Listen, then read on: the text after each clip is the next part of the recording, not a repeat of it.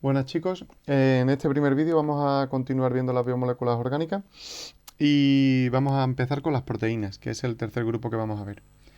De la misma forma que los glúcidos y los lípidos, las proteínas son biopolímeros, es decir, están formados por unidades repetitivas que van creciendo y están formadas por bioelementos. En este caso, las proteínas tienen un tamaño muy grande y están formadas por bioelementos mayoritarios como son el carbono, el oxígeno, el hidrógeno y en este caso también el nitrógeno. Aparte, la mayoría tiene otros bioelementos, la mayoría de proteínas contienen también azufre, fósforo, hierro, zinc y cobre. Es importante decir que a diferencia de los glúcidos y los lípidos, que tienen unas funciones muy monótonas, ¿no? Que eran siempre energética y estructural, y alguna más, pero bueno, que en general son esas. Pues las proteínas realizan una gran cantidad de funciones celulares. De hecho, realizan prácticamente todas las funciones de la célula. Y son muy importantes porque pueden adquirir diversas conformaciones espaciales, muchas estructuras, lo que les lleva a poder cumplir muchas funciones. A continuación vamos a analizar las funciones principales, no todas, pero las más importantes. Empezamos con la función estructural, ¿vale?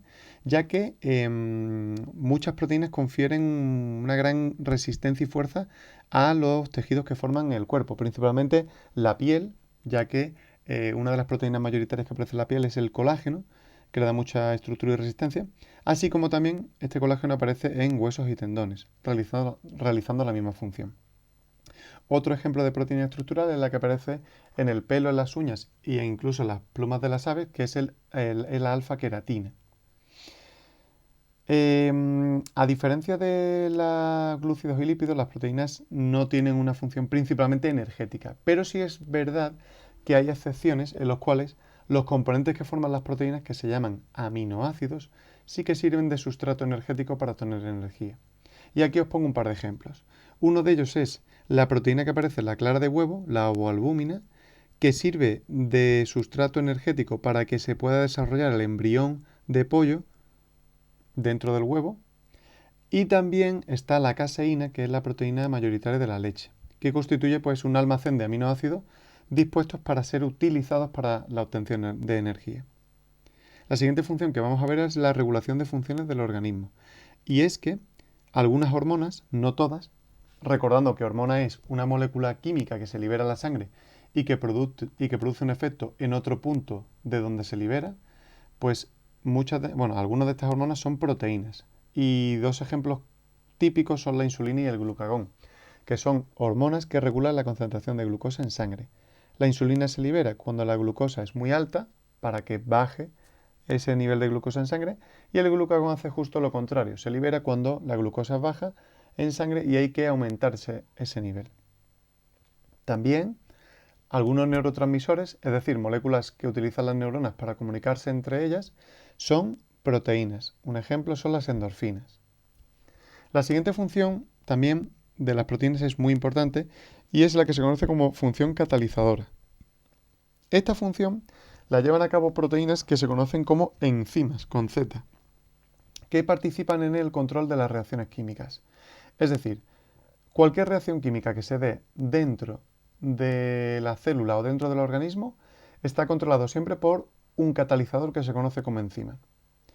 Y estas moléculas son capaces de llevar a cabo una reacción química, pero no se consumen en la reacción, ni se altera su estructura, ni se gastan. Simplemente toman a los sustratos, que son las moléculas que van a entrar en la reacción, y los transforman en productos que son las moléculas que finalizan la reacción, como se ve en esta imagen. Aquí vemos una enzima que es capaz de unir a un sustrato, vemos esta molécula que está unido por un enlace, se une específicamente a la enzima porque es importante que sepáis que las enzimas son capaces de unirse de forma específica a solo un tipo de sustrato.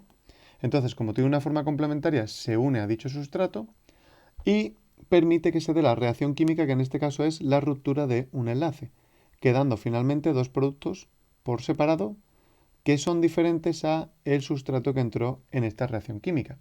Al final de la reacción, la enzima queda como estaba al principio y no se consume. Pues bien, esta función es súper importante y se da a cabo en prácticamente todos los puntos del organismo. También es importante que conozcáis algunos ejemplos de enzimas y aquí os presento dos típicos. Uno es la amilasa salival, que es una enzima que se segrega en la saliva cuando se inicia la digestión y que permite romper un polisacárido, es decir, un glúcido que ya conocéis, que es muy típico de vegetales, que se conoce como almidón. El almidón está formado por unidades de glucosa que a nosotros nos sirve como sustrato energético. Pero claro, para obtener la glucosa y poder romperla, primero hay que separarla del almidón. ¿Por qué? Porque el almidón está formado por unidades de glucosa unidos por enlaces o glucosídicos. Pues bien, la amilasa lo que hace es ir rompiendo esos enlaces para ir liberando la glucosa. Otro ejemplo de enzima es la lactasa, que es una enzima que se produce en nuestro intestino delgado durante la infancia y sirve para romper el azúcar de la leche que se llama lactosa. La lactosa, como veis en esta imagen, es un disacárido, es decir, está formado por dos monosacáridos que son la glucosa y la galactosa y que en presencia de la enzima lactasa y con ayuda del agua acaba rompiendo esta lactosa en dos unidades monosacarídicas que son la glucosa a la izquierda y la galactosa a la derecha. Por último, las dos últimas funciones que vamos a ver son la defensiva y la de transporte. La función defensiva está llevada a cabo principalmente por unas proteínas que se conocen como inmunoglobulinas o anticuerpos, que son producidas por unas células del sistema inmune que se conocen como linfocitos B. Cuando se produce una infección vírica o bacteriana en el cuerpo, estos linfocitos se multiplican y empiezan a producir una gran cantidad de anticuerpos, que se van a unir específicamente a los virus y a las bacterias inutilizándolos o inactivándolos, de forma que combaten a la infección. La última función es la de transporte, y es que las proteínas permiten que la célula pueda introducir moléculas dentro de su citoplasma o permite expulsar moléculas de desecho hacia el exterior. Esto se hace gracias a unas proteínas que forman canales en la membrana que se conocen como proteínas canal. Pero las proteínas no solo sirven para transportar elementos o moléculas hacia adentro o hacia fuera de la célula, sino que también permiten transportar sustancias a lo largo de todo el organismo, como por ejemplo la hemoglobina, que es una proteína de gran tamaño que se encuentra dentro de los glóbulos rojos, cuya función es transportar oxígeno en la sangre. Bien, una vez que hemos analizado todas las funciones de las proteínas, vamos a ver de qué están compuestas. De la misma forma que en glúcidos, concretamente en polisacáridos, estaban formados por largas cadenas de una unidad repetitiva que se conocía como monosacárido, en las proteínas hay una unidad repetitiva que permite formar largas cadenas. Estas unidades repetitivas se conocen como aminoácidos. Y los aminoácidos debéis saber reconocerlos y os los presento en esta imagen. Los aminoácidos siempre tienen la misma forma. Tienen un átomo de carbono en el centro, un grupo amino que siempre tiene un átomo de nitrógeno, de ahí que se llame amino, unido a dos o tres átomos de hidrógeno. Después tenemos siempre otro enlace unido a un átomo de hidrógeno simple y el tercer enlace está unido a un grupo que se conoce como grupo carboxilo, que podéis a lo mejor confundirlo con el grupo aldehído de los monosacáridos, pero que si os fijáis bien no es igual, ya que en el aldehído hay un carbono unido a un oxígeno a través de un doble enlace, como ocurre aquí, pero ese tercer enlace que veis aquí abajo a la derecha está unido a un OH. En el caso del aldehído estaba unido simplemente a un hidrógeno. Como sabéis, los átomos de carbono siempre pueden unirse con hasta 4 átomos o moléculas. En el caso de los aminoácidos ocurre lo mismo. El átomo de carbono central se acaba uniendo a un cuarto grupo que está representado con una letra R. Esta letra R lo que representa es los diferentes aminoácidos que pueden existir, porque de la misma forma que existían diferentes monosacáridos, los aminoácidos pueden también ser diversos. De hecho, en el organismo hay hasta 20 aminoácidos diferentes que pueden formar las proteínas. Y esta cadena R representa las diferencias que existen entre cada uno de estos 20 aminoácidos. Los aminoácidos que forman las proteínas están presentados se presentan en esta tabla. No es necesario que sepáis las fórmulas de memoria, pero si os fijáis, si miramos de cerca varios aminoácidos, vemos como todos tienen un átomo central de carbono. Arriba aparece en este caso el grupo carboxilo, a la izquierda el grupo amino y a la derecha el átomo de hidrógeno. Y en este caso, en vez de aparecer una R de cadena lateral, lo que aparecen son las diferentes cadenas propias de cada uno de los aminoácidos, que son las que le van a dar nombre propio a cada uno de ellos. Por ejemplo, el aminoácido glicina siempre presenta en su cadena lateral un átomo de hidrógeno. Alanina siempre presenta en su cadena lateral un CH3.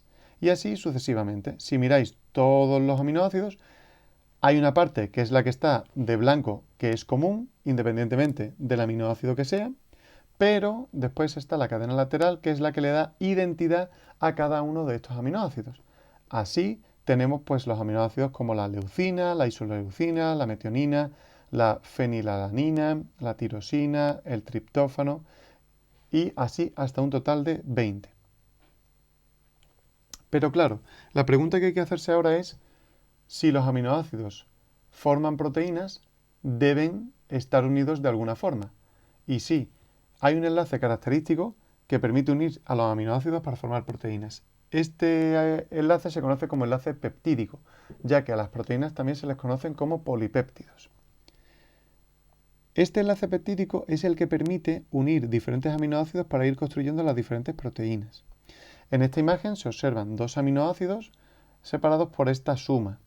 Si os fijáis, este aminoácido tiene su átomo de carbono central, un hidrógeno arriba, a la izquierda el grupo amino, a la derecha el grupo carboxilo, y su cadena lateral. Aquí hay otro aminoácido con los mismos sustituyentes. Cuando se unen los dos, perdiendo siempre una molécula de agua, se une este enlace, o se forma, perdón, este enlace que se conoce como enlace peptídico. A continuación, aquí en este grupo carboxilo puede entrar otro aminoácido para formar otro enlace peptídico para ir construyendo una cadena cada vez más larga. Una vez que se ha formado la cadena de aminoácidos, para que la proteína funcione, debe plegarse y adquirir una estructura determinada para que pueda funcionar. Es decir, las proteínas se forman en unos sitios especiales de la célula, unos orgánulos que se conocen como ribosomas. Las proteínas se van formando poco a poco uniendo aminoácidos. Cuando han terminado de completarse, queda una cadena lineal de aminoácidos como se ve en esta imagen de aquí. Pero claro, esto todavía no puede cumplir una función porque no tiene una estructura tridimensional que le permita cumplir la función. No está montado, es como una estantería sin montar. Entonces, esta estructura, que se conoce como la estructura primaria de las proteínas, debe ir plegándose en el espacio de forma sucesiva para que pueda adquirir finalmente la función. Y esto lo hace en varios pasos. El primer paso es que diferentes partes de esta estructura primaria se van plegando en forma de hoja plegada, como veis en la imagen de la izquierda, o de hélice alfa, que son las dos formas más típicas en las que se va plegando secundariamente una proteína. Y esto ocurre gracias a que los aminoácidos que no están consecutivos en la cadena empiezan a interaccionar entre ellos. La siguiente estructura sería la estructura terciaria, ya que la secundaria todavía no tiene función. En la estructura terciaria lo que encontramos es que las diferentes formas de la estructura secundaria, como la hoja plegada y la hélice alfa, interaccionan espacialmente para que definitivamente se alcance la estructura que le va a permitir a la proteína llevar a cabo su función. Es decir, para que una proteína realice su función tiene que plegarse hasta la estructura terciaria.